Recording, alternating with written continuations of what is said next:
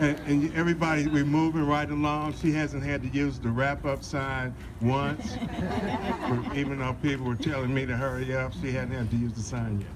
At this time, I would like to call up one of the future civil rights leaders that we're, civil rights attorneys that we're having the opportunity to meet now while she's still young. And when she grows up and does some great things, we can say, I remember her from back here sitting in the park talking. And at this time, I'd like to bring up Megan Dorantes.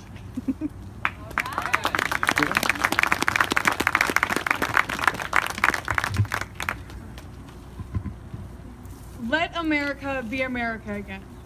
Let it be the dream it used to be. Let it be the pioneer on the plain seeking a home where he himself is free.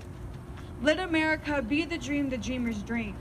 Let it be that great strong land of love where never kings connive nor tyrants scheme that any man be crushed by one above. Say, who are you that mumbles in the dark? And who are you that draws your veil across the stars? I am the poor white, fooled and pushed apart. I am the Negro, bearing slavery scars. The immigrant clutching the hope I seek. I am the young man, full of strength and hope. Oh, let America be America again. The land that never has been and yet must be. The land where every man is free. The land that's mine. The poor man's, Indians, Negroes, me, who made America, whose sweat and blood, whose faith and pain, whose hand at the foundry, whose plow at the rain, must bring back our mighty dream again. Sure, call me any ugly name you choose. The steel of freedom does not stain from those who live like leeches on the people's lives.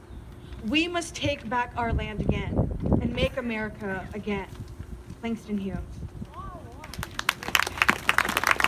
As a person of color, I constantly encounter the oppression and injustices that we face. Anger starts to build up inside of you. Anger towards society, anger towards the government, and towards your community. But instead of starting riots and destroying property, I got involved. Martin Luther King impacted my life by teaching me that instead of taking out my emotions through violence, I should rather share them in a peaceful manner.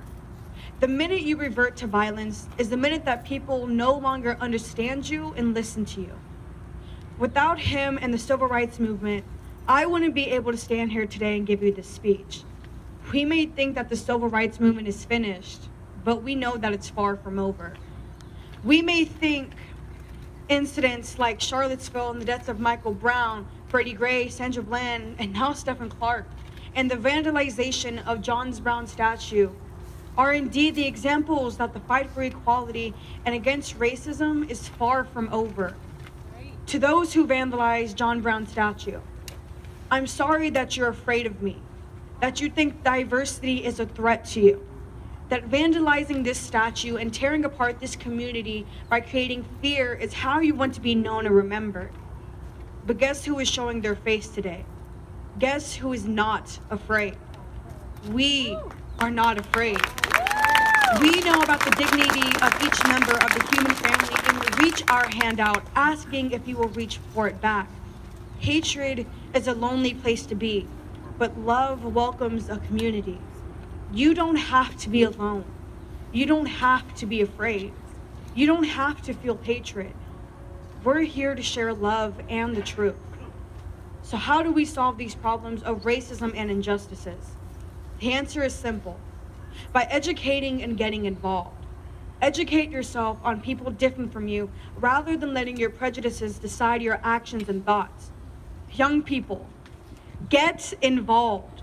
There is nothing more infuriating than hearing young people complain and whine about our own political system when they didn't do anything about it. You have a voice. Your votes do matter. Parents, you are a role model to your child. It is not only their responsibility to educate themselves, but it's also yours. Because when you vote, you are not only voting for yourself, but voting for your child's future. And lastly, a quote from Martin Luther King. The ultimate measure of a person is not where they stand in moments of comfort and convenience, but rather where they stand at times of challenge and controversy. Thank you, Martin Luther King, for everything you've done and for inspiring people like me to speak out and find justice for the injustices we face today. Thank you.